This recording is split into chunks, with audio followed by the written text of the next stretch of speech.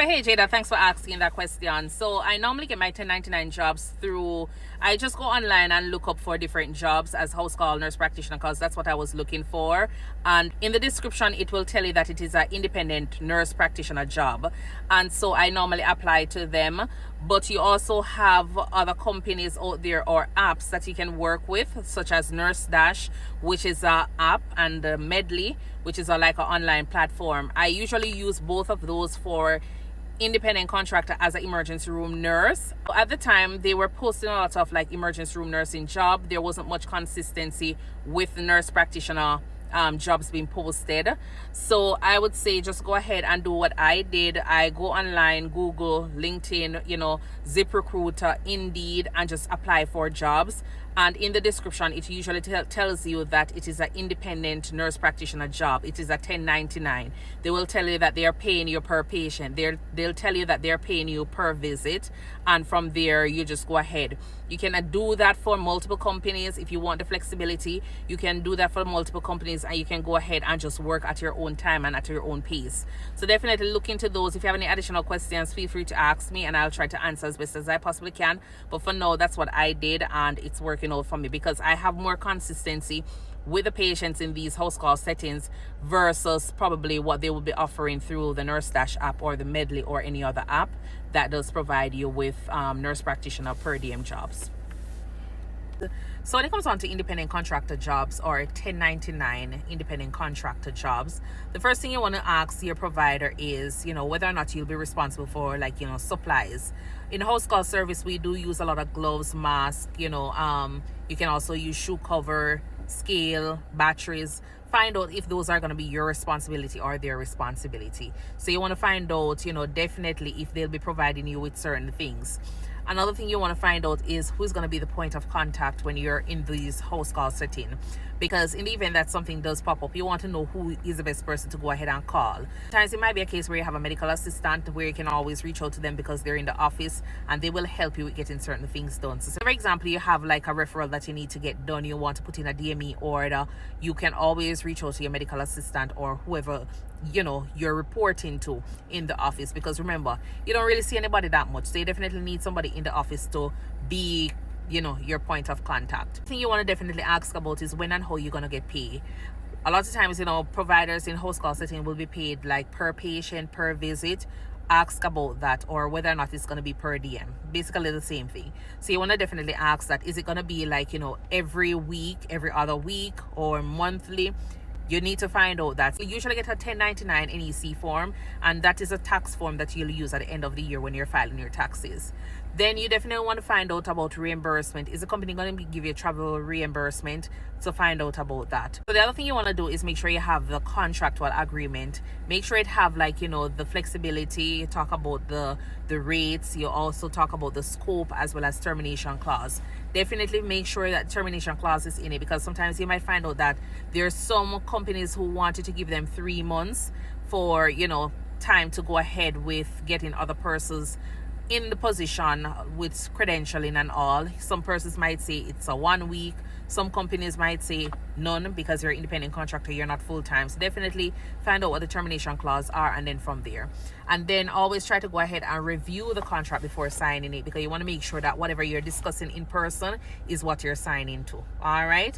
You don't want to have any surprise when it's time for you to leave. So another thing you want to definitely find out is whether or not they will be providing malpractice or liability insurance for you. I always encourage persons to go ahead and get their own malpractice insurance, whether or not you're RN or NP. Go ahead and get that, even if the company does have it. And you also want to find out what the limits are going to be for the coverage. Definitely find out from them, and then you go ahead and purchase your own malpractice insurance. The other thing you want to find out is where you'll be seeing patients. Remember, you have different certifications which allows you to see patients in different settings. So ensure that your certification is allowing you to see those kind of patients. I've heard about persons in house call setting that definitely their providers are asking them to see pediatrics when they are only geriatric nurse practitioner. So make sure you're protecting yourself and know your limits on what patients you can see and what you cannot see. To find out is the flexibility. Find out about the flexibility. Sometimes you might have the flexibility, and some companies will be able to guarantee you the hours or the patients. So definitely find out about that. And if that is something that you're interested in, go ahead and read your contract and sign it. You want to find out about training or retraining programs, because a lot of companies out there will want you to do, like, foot care, wound care. Definitely take up those opportunities, even if you have to spend the money out of pocket. Take up the opportunity and get the educational training that you need, and then from there, you can always ask the company if they're going to reimburse you for that. If not, it's going to be a win for you either way, because you'll be certified as a wound care nurse as well as a foot care specialist. Who knows? Depending on the company. So the final thing I would say is, when you're working as an independent contractor and depending on the amount of patients that you're seeing, the other thing you want to find out from this company is whether or not there is an option for you to convert from a 1099 to a W2. All right. So find out from that, so that way at least you can have an idea of where you're going to be going, because sometimes persons don't really want to be working as an independent contractor forever because the benefits are not there. So if they're able to get you onto a W2 where you're able to get benefits and bonuses, that's always a plus. So I always say, just ask the company if there is plans for that, then give them a time period and work with it until you're able to do so. If there's nothing in sight, then the option is going to be up to you. All right, but I do hope that these tips were very beneficial for you. Go ahead and give the video a thumbs up, a like, a share, comment, and remember, subscribe to my YouTube page where I do share long form content as well, and just be a part of the family. And welcome. All right, I'll see you in the next video. Bye. Hey Carrie, thank you so much for tuning in. So the nurse practitioner school that I went to at the time was Walden University. The only reason I did Walden was because of the fact that at the time I was doing travel nursing, and I was in a state where I needed to still be doing something. I never wanted to be like sitting around and do whatever. So I definitely did the Walden program. A lot of persons do have problems with Walden. For me, it's more of, you have to remember that most online programs, or your master's, your PhD, those are adult-driven program. It's adult learning, let's just say. So you have to make sure that you are focused on getting the work done. You're not going to be spoon-fed. You have to go there and find the information and learn it as well. So you do have your classroom portion. You also have a clinical aspect that you definitely have to do. But in terms of learning, it's more adult-driven. It's adult learning. And so some persons tend to complain about it. There are going to be problems in any program that you do start, but I don't really know what else to say regarding the program in terms of whether or not it was a bad choice or it was a good choice. It was okay for me. You understand? I did got the information that I needed. I had my nursing skills, my nursing education previously from Jamaica, and so I had enough information when I was doing my nurse practitioner program. The only thing about it is that I never liked, the online aspect of it, because I've never done an online program. From different students what their experience is like, and then from there. But with Walden, definitely you have to find your own clinical sites. They do have agreements in place with different institutions, and it's just for you to go ahead and make sure you try to, reserve a spot from before. If they do have availability, then definitely go ahead in advance and just try to secure your spot. That's the hardest part of the program, getting your clinicals done. I spent a lot of money trying to get clinicals done during my program. It took me about 3 years to get my nurse practitioner program completed, and that's because it was done during the time of COVID as well. My clinical sites canceled because of COVID, and so it took a little bit longer than usual. Plus I was pregnant and all of them stuff there. It was just a lot going on during the time, so there were so many things that prevented me from finishing it in the time period. But they had things in place where, so for example, if you're not able to get your clinicals done at the same time while you're doing the didactic or the classroom portion of it, you're able to just go ahead and do the clinicals, or no, you're able to just go ahead and do all your theories, and then 1 year from the time of completing your didactic or your theory, then you're able to go ahead and complete your clinicals. So you had enough time where you could work on. I don't know if after COVID, if that is still the thing, you'd have to ask them, but they had a little bit more flexibility when it comes on to your clinicals and your didactic or your classroom aspect. If I would recommend going back to nurse practitioner school, definitely. I would encourage anybody to always advance, their education. Even if it's not for nurse practitioner school, it's always good to go back and advance your education, because, the higher you go, the more you're exposed, the more money you'll make, if that is your goal, depending on what your goal is, you know. But definitely, any nurse, I would say definitely go back to school, because you don't want to be stuck at bedside nursing for the entire time doing all of those hard labor. You know, when you get out of bedside nursing, you're going to be experiencing, like, you know, administrative work. You'll have a little bit more flexibility, you know, autonomy when it comes on to you being a nurse practitioner. That is something that I do love, because a lot of times when I was working in the hospital at the bedside, you know, some things I definitely would have wanted to do for my patient, but you know, because you're the little nurse, a lot of times the doctor's not going to really do it. So now I am in the capacity of a nurse practitioner, and I'm able to do certain things on behalf of my patient, and I feel as though that's the way for me to give best care in this capacity. So definitely, if you're thinking about going back to school for nurse practitioner, kudos to you. Just go ahead and do it. The market seems like it's saturated, but there are jobs out there. Every day a baby is being born, every day somebody is getting sick, and we're getting older every day. So there is always going to be jobs out there.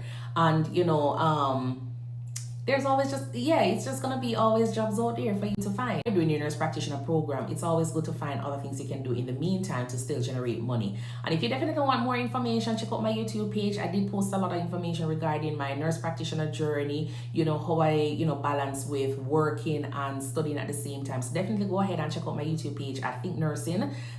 ThinkNursing, it's one word, and just go ahead and look up different contents that I do share over there regarding nursing, as well as nurse practitioner, let's just say. But definitely, you know, go back to school and get your education and come out and join the nurse practitioner crew as well. You understand? Continue to be a nurse, and yeah, just do something different. Just do something different. One thing I will tell you is, when it comes down to being a nurse practitioner, I have more autonomy, flexibility.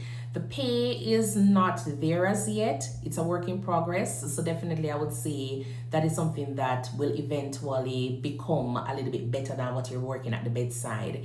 In terms of family time, I definitely have more of that.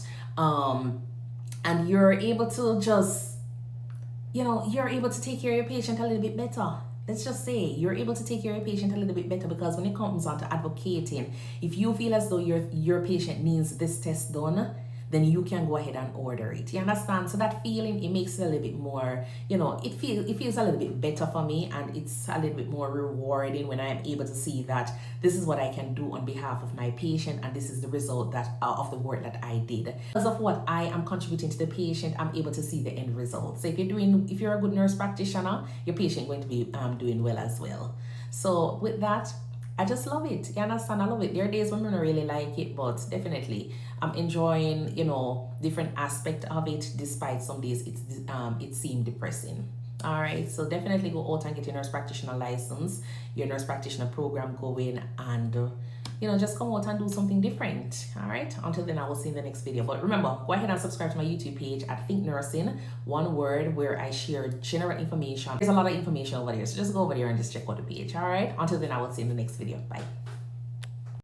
All right, so you know, this month of June, I started out by saying that I was gonna do two things. I was working with two companies, and on the same day, I was just gonna be sending out my resignation. And I'm the kind of person who loves to give out resignation. I'm gonna tell you one joke, and it's a very serious joke. So I'm working with this company, right? And my boss, first time I go and see some patients for her, she says that she's guaranteed me 5 patients per day. She wants me to work 2 days for her. Some days a 1 patient she have. So anyways, at one point I went to see some of her patients, and she booked 5 patients and only end up seeing 2 patients. I've been working with her probably like say a month, and this is the first time it has been happening. 2 days in a row I was given a certain amount of patients, and out of the 10 patients I was given, I only saw 3 patients. So I said to her, say, this don't look like it's going to be something that I can work with. You understand? Because I need to make money, because I booked out my day with your patient and only to find out that your patients are not home. So you need to figure out how you're going to compensate me for the days. She said, no, she don't compensate nurse practitioners when they don't see the patients. And I said, oh, okay, I get you. So I explained to her what other companies do to make nurse practitioners continue working for them. And I say, if you don't do something like this, you will lose out on nurse practitioners. They're gonna come and realize that this is what is happening, and then go for other companies that are paying better.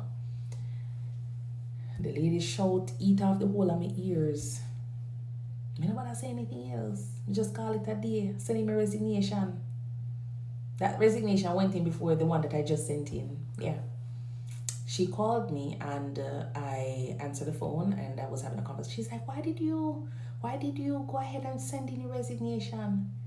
I said, first of all, ma'am, your way of thinking regarding this nurse practitioner independent contract jobs is a little bit different from my way of thinking, because I would assume that if I am in the position where I'm hiring nurse practitioners to see my patients, there are days I'm going to be losing out. So I'm going to try to figure out how am I going to be compensating these nurse practitioners, especially if they're good, to keep them in my practice. But I was trying to explain that to you, but you never really listen. You understand? So I told her that I sent in my resignation because of that. I cannot be working for a company that I don't see it gonna benefit me. You understand? It not benefit me. So anyways, she was there. And I explained to her that there was another situation where you called me accusing me of a visit that you already did. So I saw the patient for a follow-up for a different visit, but you are telling me that I should have done a visit on a visit that you already done, which never really made no sense. And even though I'm trying to explain to you, she was just doing this. So I said to her that I've already sent in my resignation, so I'm just going to be honest with you.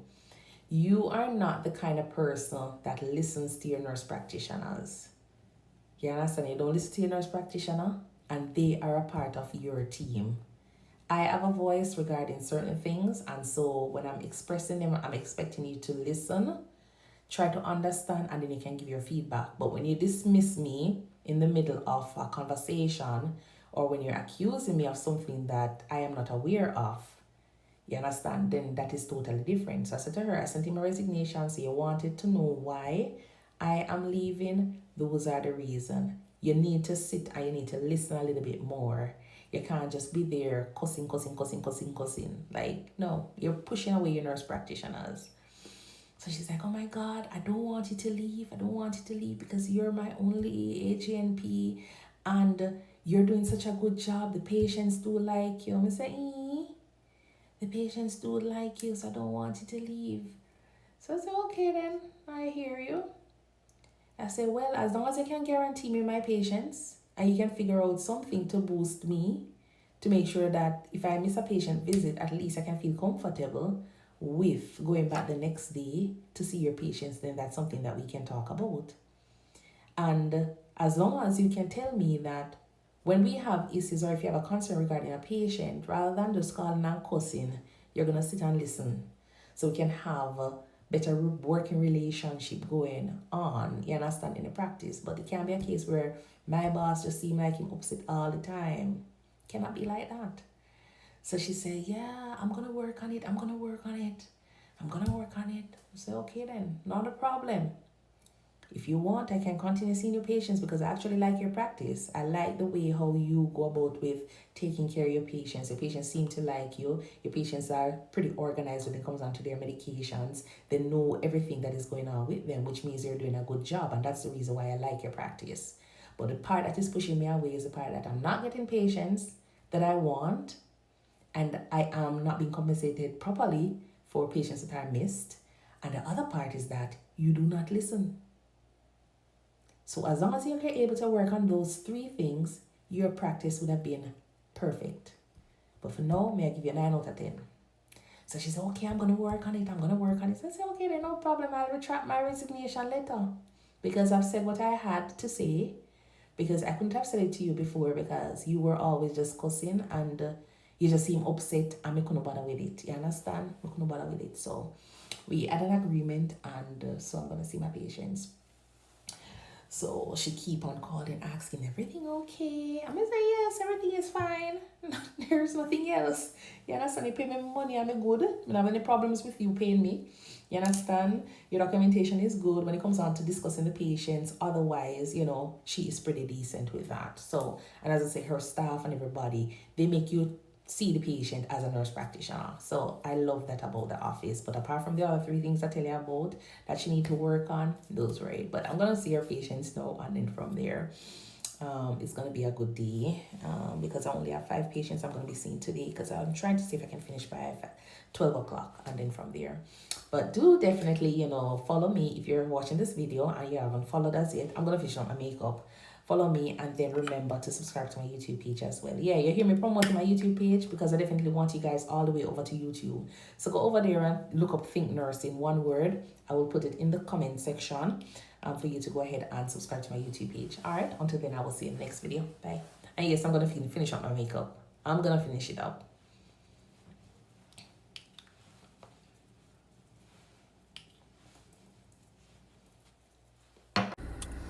All right, so I know this morning I told you guys that I was gonna have a good day, right? And the day not that bad, not that bad. I'm gonna tell you what happened. So I went out to see my patients, right?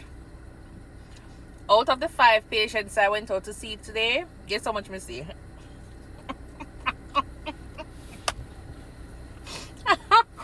No, sir. Guess how many patients I saw today? Out of the 5. Wasted my entire day. Huh? When I could come here and vibe with you guys.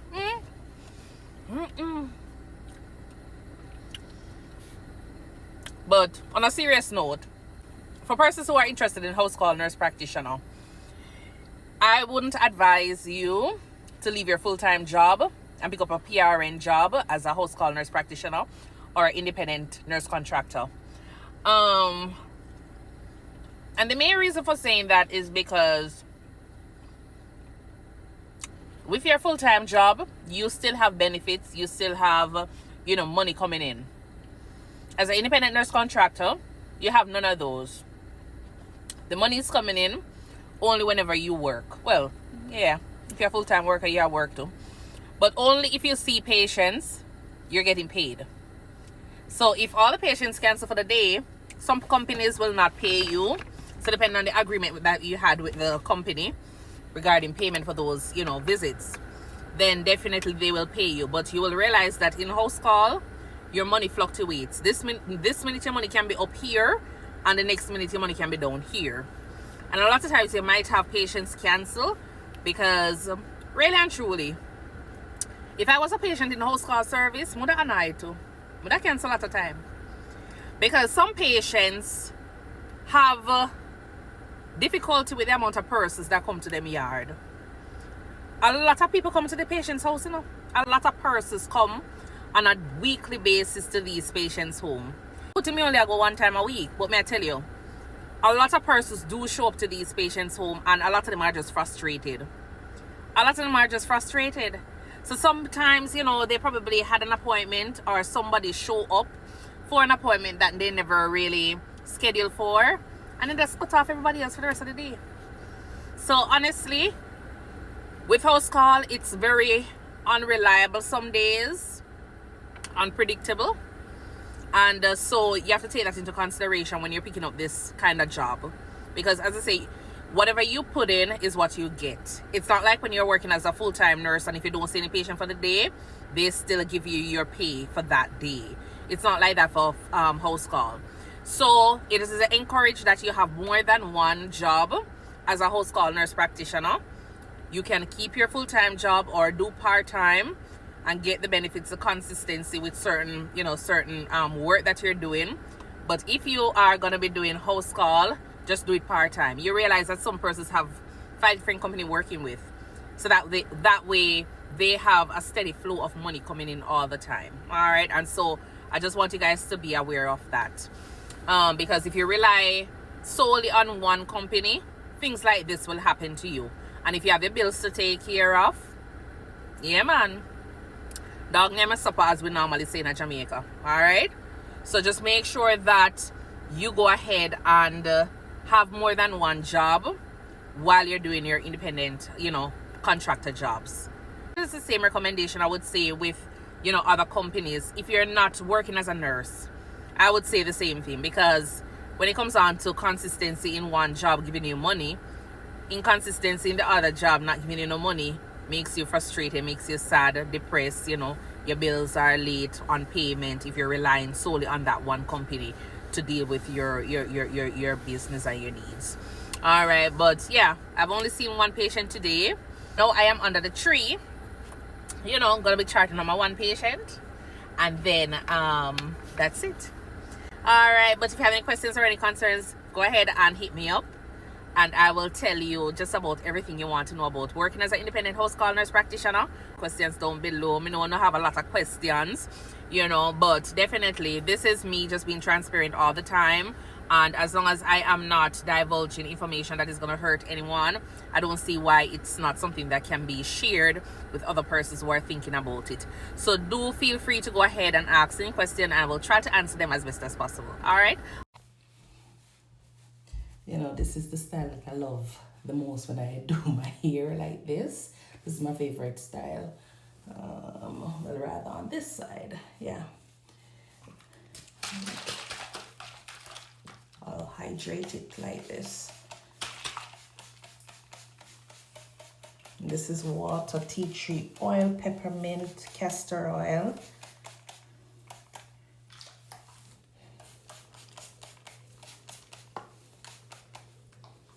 That I just put on the scalp. Makes it feel cool and soft. Yeah.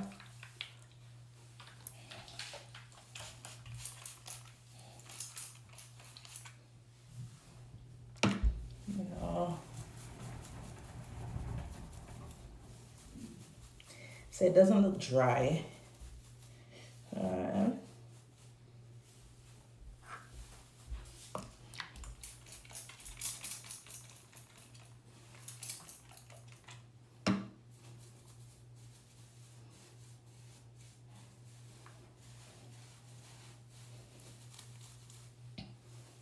So my natural braids underneath can still remain moisturized and soft whenever, I pull it down, as well as throughout the day. And this is how I go about with moisturizing my hair. All right. As it's just water, peppermint, tea tree oil, castor oil. I also have, what else? Yeah, there's this oil as well, this one, that I put some of it in it. All right, and this one has like vitamin E aloe vera, and it helps with dry scalp. And then when I do that, I usually add my sulfur.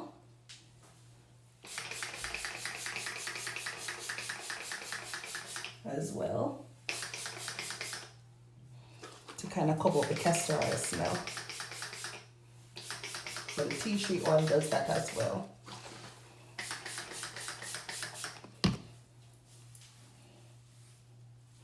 But I like when my hair is shiny. Alright, so even though yes, it might be braids, fake, I love when it's oily and just shiny.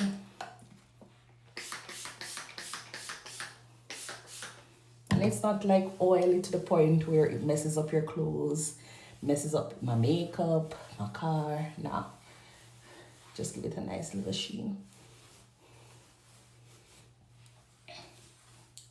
All right, and that's how I get my day going for my hair. But I'm not gonna do it like this because I'm not gonna be doing anything, so. But I love this hairstyle, especially when I'm wearing a dress or if I'm going anywhere and I wanna feel cute, then oh, this is my hairstyle. All right, so I'm gonna do some notes. So this is what I'll be doing.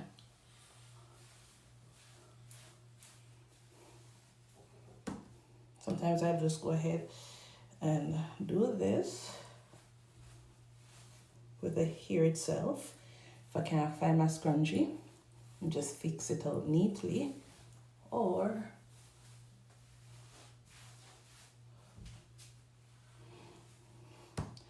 I'll use my scrunchie. Yeah, it's wear and tear. Stretches. And this is just me. like almost every day. And you see I put in some color in the hair because it was coming up to my birthday and I wanted it to have a little, like, you know, highlights there. So, and then this is it. Oh, I don't put on my lip gloss.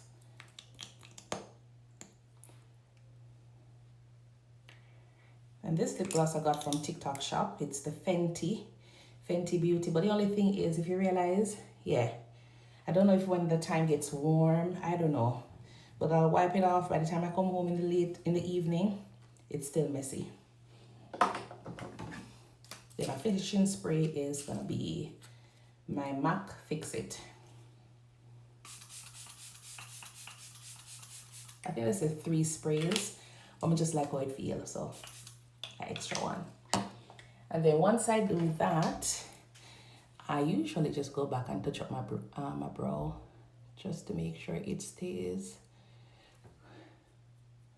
Because sometimes the power from this just kind of get it scattered. But it's actually gel brow.